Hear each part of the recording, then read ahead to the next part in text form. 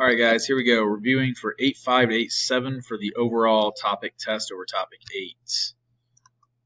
All right, we've got the Affluent Society here. With people coming back from World War II, life is generally going to be pretty good. You can see the book down there. John Kenneth Galbraith writes The Affluent Society. These images here kind of personify this. You got the American dream, television, cars. Life is generally good. But the question is, the war got us out. World War II got us out of the Great Depression. Will we slide right back into it? And the answer is actually going to be no.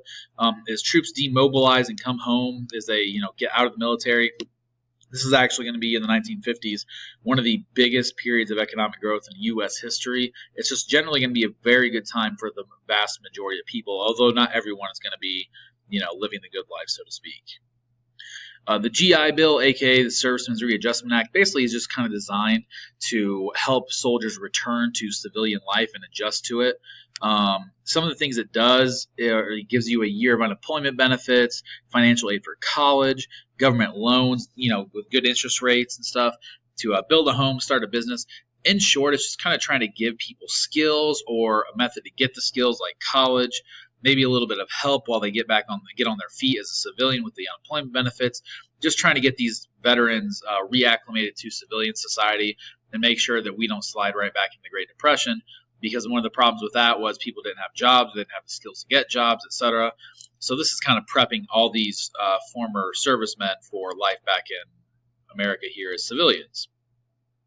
And when that happens, you've got the baby boom. Happens, the biggest boom between 1940 and 1950, probably in that rough time period. But really, you can see in the chart down there, that's probably the most sustained growth in about a 20-year period there. 27% in a 15-year period there, as you can see with the words there on the screen. Things that happen as a result of this, businesses have to meet demands. There's a whole bunch of new demands you can see there for things related to babies. Businesses have to meet that. That means more workers. It's going to kind of help the economy a little bit. New elementary schools and teachers. You've got more kids. You need more classrooms and teachers to accommodate for that. And as a modern kind of impact, the current number of retirees is higher than ever because there was such a large population of baby boomers that were born. Now they are in retirement age, or the majority of them are very, very close. So you've got a vast number of baby boomers retiring at the moment. Other things that happen here around the time of the baby boom, inflation does happen. Goods, the price of goods increase. You can attribute part of this a little bit maybe to the government, relaxing some restrictions and so forth. And you're going to have some labor problems as well a little bit. We'll talk about later. Standard of living is generally going to increase. The population is up. People are spending more, but people are also working more. So overall, people are working more with decent wages. They're going to spend more, the population might boom, and it's a good time to be an American citizen for the most part because people are living better than ever. Growth cycle and worker productivity, those are up as well, which also helps. The Sunbelt region here, we're talking, western and southern states, so we're talking California, Utah, Arizona, Texas, stuff, things down that way, country or states down that way. Major causes, it's warm. People like to be where it's warm. Industries are growing, particularly electronics, like California. The military, there's various bases out there. Decent pay. So you've got jobs, you've got good pay, you've got a nice climate. People like to live in places like that. And you've got home air conditioners, which make it kind of comfortable to live out in Arizona or something like that, where it gets 100 plus degrees. So you've kind of got all these things allowing the Sunbelt to kind of rise and grow as an area, which is going to shift some of the national politics a little bit. You're going to see more influence coming from the Sunbelt. You got more people down there. You're going to have to take into account for their concerns, their industry, their economics, their political views, etc. Economic growth, several things happen here. Information industries, you get computers to come about. That's going to be a booming industry now, as you guys obviously know. We've got laptops, Microsoft, Apple, you name it. The service sector, where people provide a service for people as opposed to actually making something, that's going to boom as well. Franchises like Walmart, McDonald's, Subway, whatever. Entrepreneurs, making their own business kind of thing, those are going to take off a little bit. And then you got multinational corporations, countries that are, businesses that do business worldwide.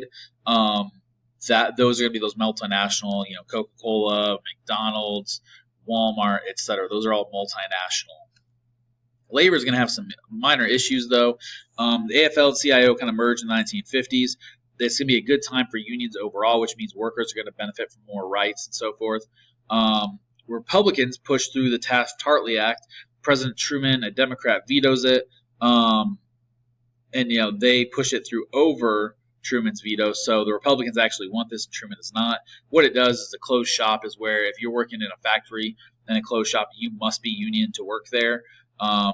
Which is nice for workers' rights, but it also is going to limit the number of people who can have a job. So with this Taft-Hartley Act, it's going to allow non-union workers and turn it into an open shop, which is good for the number of workers, potential production, but it can give a little bit of a hit to the power of unions because now you have non-union workers in there and they may not fall in line if the unions want to say strike or something like that. Truman offers his fair deal here when he gets elected after defeating Thomas Dewey in 1948. Psych, Dewey thought he won. Everyone thought Dewey won, but Truman actually wins his own term. Truman's fair deal is basically trying to continue and expand upon the policies of FDR's New Deal. Those social programs, economic programs to provide people jobs and so forth. Doesn't really go well, as we kind of saw on the last slide. He's dealing with a Republican Congress. Democrats and Republicans don't tend to get along very well when it comes to working together. So with that kind of going on and the war in Korea, it's not a very popular time for Truman overall. So he decides not to run in 1952, which leads us to Eisenhower. And his 8 years in office are going to be a fantastic time for Americans overall. A lot of prosperity going on. Housing boom in the suburbs. You've got Levittown springing up, which are basically kind of cookie-cutter houses. They're able to spring up quickly because they're all uniform. They've got X amount of steps, and they're all the same. They're affordable. They're cheap. They're nice homes, though. Problem is, though, when you got all these people moving to the suburbs now, you're going to lose a lot of taxable income in the cities, which means a lot of public services, for instance, police, teachers, fire, whatever, those services. Public roads might suffer, public transportation. Those services may suffer because the income to fund those is going to be moving to the suburbs. The FHA there, they do help out with this a little bit as far as the suburban growth. A lot of low interest rate loans to first-time buyers. So they put down a little bit of money, and with a low interest rate on that loan, it allows people to actually buy houses at this point. Combine that with the GI Bill, and most people can now afford a home like a Levittown home. So people are generally doing better in this sense with Levittowns, making housing very affordable, plus the other things like the FHA and the GI Bill as well. Car culture here, the interstate highways, President Eisenhower is going to build those to accommodate the growing automobile industry, suburbs, and travel. Also, as a bonus, it's going to kind of help the national defense concept. If you need to transport soldiers, weapons, nuclear weapons, you can do that much easier now. In addition, if you need to evacuate a large city, as far as connecting the suburbs to cities, it's going to allow people to live out in the suburbs because now they have a quick, easy way to just hop on the highway right back into town to your job. So people no longer have to live right where they work. You can spread out a little bit more.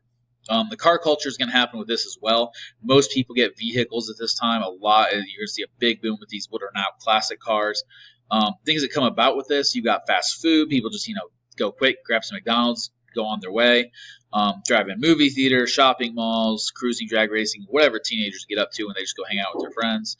And vacations are all going to come about as a result of these car cultures where people now have an easy, accessible means of transportation. Another thing that pops up is consumerism, is just spending, buying, spending money to buy things. The average income is going to skyrocket. It's going to be, roughly double what it was in the roaring 20s. So this is a pretty significant boom here. It'd be like you guys going from making minimum wage to $15 an hour roughly. That'd be a pretty big jump in your pay increase, so that's going to allow people to do a lot more things. Nice things are labor-saving home things, appliances. You got refrigerators, you got electric washer, dryer, stoves, and all sorts of other things that make life a little bit easier at home, which means you have more time for other things. Looking at these advertisements here, recall a lot of them target towards women or men with the very traditional roles and concepts of the 1950s. So keep that in mind moving forward, that this is your kind of stereotypical, a man's role is this and a woman's role is that. In the 1950s, you do have this concept of a nuclear family. It's the ideal family where you got a husband, a wife, a couple of kids. Men are going to be working. Women are going to be in the kitchen, in the home, take care of the kids, cooking, cleaning. When the man works, he comes home. Then they have a nice little time together. It's a nuclear family. So if you hear the term nuclear family, it's referring to a father, mother, and children living in the same house. And a lot of people this time think, hey, this is what, the American family is, what it should be, with those very, quote, now traditional, stereotypical roles here, with the man working and the woman take care of the kids and working in the house kind of thing. Dr. Spock there, no relation to anybody on Star Trek. He's focusing on childcare here a little bit. Let's take care of children. Let's give them things. This is, let's let them play. Let's give them toys. Let's take care of children. Take care of their needs and their wants. Love them, nurture them, and this will help them be productive adults. Is that the case? By giving them everything they want, it's got some mixed results, maybe, if you look at the 60s and 70s. Other things that pop up here, religion, Billy Graham, an evangelist here. A lot of church revivals happen in the 1950s. People are generally very religious this time. Suburbs, churches are booming there. Dr. Salk in medicine helps develop polio vaccine. This helps thousands upon thousands of kids. For the most part, polio is gone from the world today in large part because of this, as well as a number of other diseases, although, as I'm sure you guys know, there's a whole bunch of anti-vaccination movement stuff and debate going on out there. So, but this is some of the major benefits of vaccines, is it does help the vast majority of people eliminate a lot of dangerous diseases. Television, Leave It to Beaver, I Love Lucy.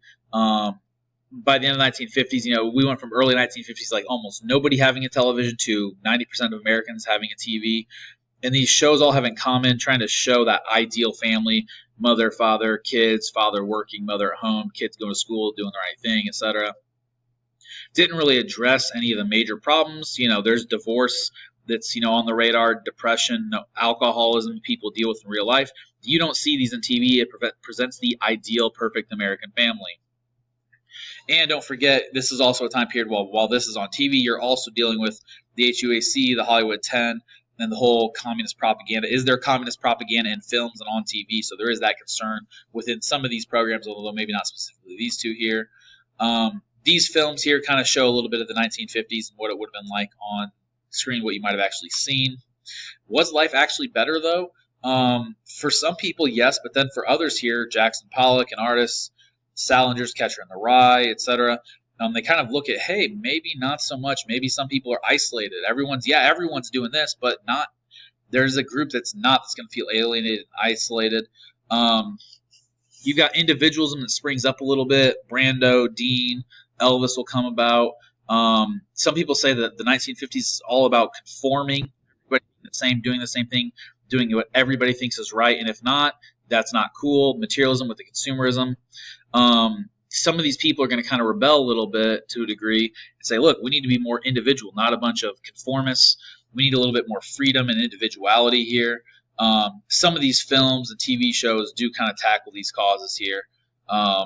These are your problem kids, your rebel kids, the greasers, if you will, would fall under this category here.